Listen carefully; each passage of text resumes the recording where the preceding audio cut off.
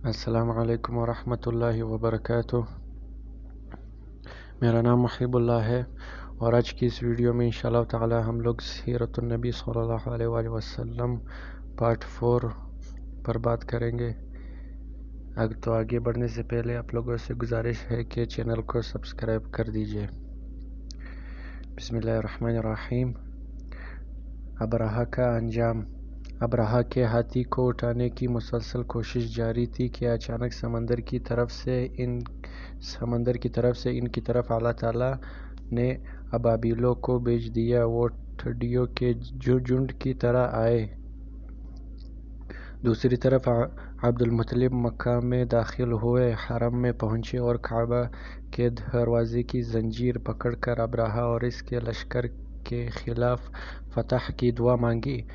ان کی دعا کے الفاظ یہ تھے: اے اللہ، یہ بندہ اپنے قافلے اور اپنی جماعت کی حفاظت کر رہا ہے، تو اپنے گھر یعنی بیت اللہ کی حفاظت فرما۔ ابرہہ کا لشکر فتح نہ حاصل کر سکے، ان کی طاقت تیری طاقت کے آگے کچھ بھی نہیں۔ آج صلیب کامیاب نہ ہو۔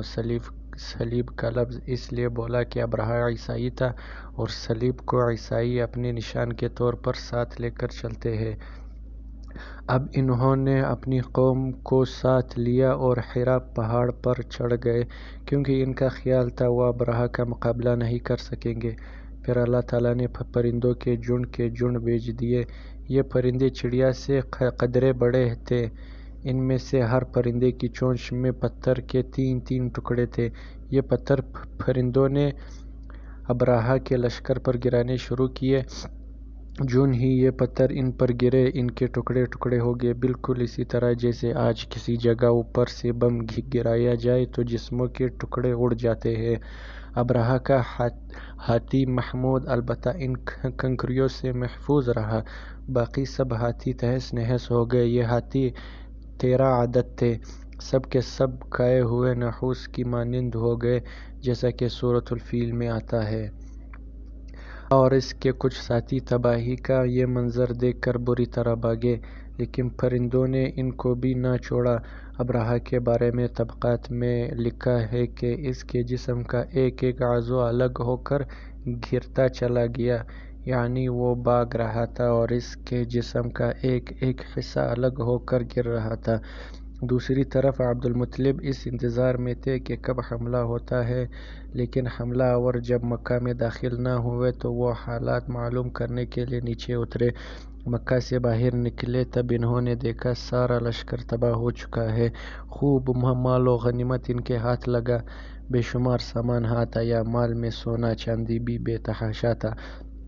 لشکر میں سے کچھ لوگ ایسے بھی تھے جو واپس نہیں بھاگے تھے، یہ مکہ میں رہ گئے تھے۔ ان میں ابرہہ کے ہاتھی کا مہاوت بھی تھا، جو محمود کو آگے لانے میں ناکام رہا تھا۔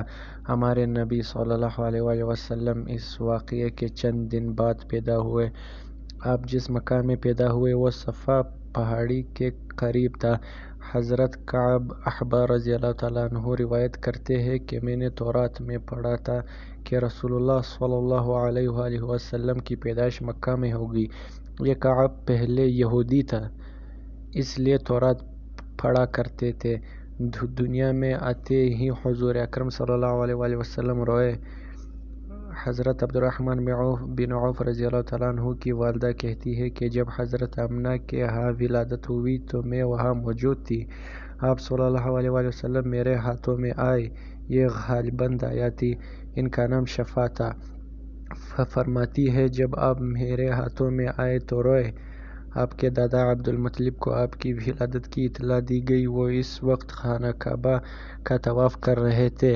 اطلاع ملنے پر گھر آئے، بچے کو گود میں لیا۔ اس وقت آپ کی والدہ نے ان سے کہا یہ بچہ عجیب ہے، سجدے کی حالت میں پیدا ہوا ہے، یعنی پیدا ہوتے ہی اس نے پہلے سجدہ کیا، پھر سجدے سے سر اٹھا کر انگلی آسمان کی طرف اٹھائی۔ عبد المطلب نے آپ کو دیکھا، اس کے بعد آپ کو کعبہ میں لے گئے، آپ کو گود میں لیے رہے اور طواف کرتے رہے، پھر واپس لا کر حضرت آمنہ کو دیا۔ آپ کو عرب کے دستور کے مطابق ایک برتن سے ڈھانپا گیا، لیکن وہ برتن ٹوٹ کر آپ کے اوپر سے ہٹ گیا۔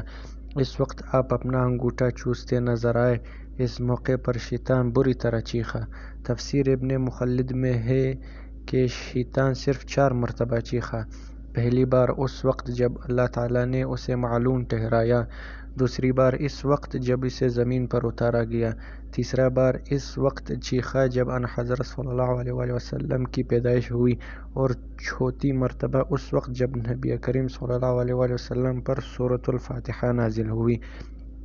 اس موقع پر حضرت حسان بن ثابت رضی اللہ تعالیٰ عنہ کہتے ہیں، میں 8 سال کا تھا، جو کچھ دیکھتا تھا اور سنتا تھا اس کو سمجھتا تھا۔ ایک صبح میں نے یثرب یعنی مدینہ منورہ میں ایک یہودی کو دیکھا۔ وہ ایک اونچے ٹیلے پر چڑھ کر چلا رہا تھا۔ لوگ اس یہودی کے گرد جمع ہو گئے اور بولے، کیا بات ہے، کیوں چیخ رہے ہو؟ یہودی نے جواب دیا، احمد کا ستارہ طلوع ہو گیا ہے اور وہ آج رات پیدا ہو گئے ہے۔ حضرت حسان بن ثابت رضی اللہ تعالیٰ عنہ بعد میں 60 سال کی عمر میں مسلمان ہوئے تھے۔ 120 سال کی عمر میں انہوں نے وفات پائی، گویا ایمان کی حالت میں 60 سال زندہ رہے۔ بہت اچھے شاعر تھے۔ نبی کریم صلی اللہ علیہ وآلہ وسلم کی اپنے اشعار میں تعریف کیا کرتے تھے اور دشمنوں کی برائی اشعار میں بیان کرتے تھے۔ غزوات کے موقع پر اشعار کے ذریعے مسلمانوں کو جوش دلاتے تھے۔ اسی بنیاد پر انہیں شاعر رسول کا خطاب ملا تھا۔ حضرت کعب احبار رضی اللہ تعالیٰ عنہ فرماتے ہیں کہ میں نے تورات میں پڑھا ہے کہ اللہ تعالیٰ نے حضرت موسیٰ علیہ السلام کو ان حضرت صلی اللہ علیہ وآلہ وسلم کی ولادت کے وقت کی خبر دے دی تھی، اور حضرت موسیٰ علیہ السلام نے اپنی قوم بنی اسرائیل کو اس کی اطلاع دی تھی۔ اس سلسلے میں انہوں نے آیا تھا تمہارے نزدیک جو مشہور چمکدار ہے، جب وہ حرکت میں آئے گا تو وہی وقت رسول اللہ صلی اللہ علیہ وآلہ وسلم کی پیدائش کا ہوگا۔ یہ خبر بنی اسرائیل کے علماء ایک دوسرے کو دیتے چلے آئے تھے، اور اس طرح بنی اسرائیل کو بھی ان حضرت صلی اللہ علیہ وآلہ وسلم کی ولادت کا وقت یعنی اس کی علامت معلوم تھی۔ حضرت عائشہ رضی اللہ تعالیٰ عنہ سے روایت ہے کہ ایک یہودی عالم مکہ میں رہتا تھا۔ جب وہ رات آئی جس میں ان حضرت صلی اللہ علیہ وسلم پیدا ہوئے تو وہ قریش کی ایک مجلس میں بیٹھا تھا۔ اس نے کہا، کیا تمہارے ہاں آج کوئی بچہ پیدا ہوا ہے؟ لوگوں نے کہا، ہمیں تو معلوم نہیں۔ اس پر اس یہودی نے کہا، میں جو کچھ کہتا ہوں اس سے اچھی طرح سن لو۔ آج اس امت کا آخری نبی پیدا ہو گیا ہے، اور قریش کے لوگوں، وہ تم میں سے ہے، یعنی وہ قریشی ہے۔ اس کے کندھے کے پاس ایک علامت ہے، یعنی مہر نبوت ہے۔ اس میں بہت زیادہ بال ہے، یعنی گھنے بال ہے، اور یہ نبوت کا نشان ہے، نبوت کی دلیل ہے۔ اس بچے کی ایک علامت یہ ہے کہ وہ 2 رات تک دودھ نہیں پیے گا۔ ان باتوں کا ذکر اس کی نبوت کی علامت کے طور پر پرانی کتب میں موجود ہے۔ علامہ ابن حجر نے لکھا ہے کہ یہ بات درست ہے، آپ نے 2 دن تک دودھ نہیں پیا تھا۔ یہودی عالم نے جب یہ باتیں بتائی تو لوگ وہاں سے اٹھ گئے۔ انہیں یہودی کی باتیں سن کر بہت حیرت ہوئی تھی۔ جب وہ لوگ اپنے گھروں میں پہنچے تو ان میں سے ہر ایک نے اس کی باتیں اپنے گھر کے افراد کو بتائی۔ عورتوں کو چونکہ حضرت آمنہ کے ہاں بیٹا پیدا ہونے کی خبر ہو چکی تھی، اس لیے انہوں نے اپنے مردوں کو بتایا، ذرا چل کر مجھے وہ بچہ دکھاؤ۔ لوگ اسے ساتھ لیے حضرت آمنہ کے گھر کے باہر آئے، ان سے بچہ دکھانے کی درخواست کی۔ آپ نے بچے کو کپڑے سے نکال کر انہیں دے دیا۔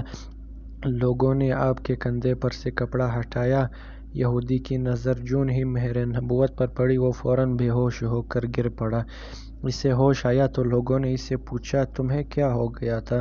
جواب میں اس نے کہا، میں اس غم سے بے ہوش ہوا تھا کہ میری قوم میں سے نبوت ختم ہو گئی، اور اے قریشیو، اللہ کی قسم، یہ بچہ تم پر زبردست غلبہ حاصل کرے گا اور اس کی شہرت مشرق سے مغرب تک پھیل جائے گی۔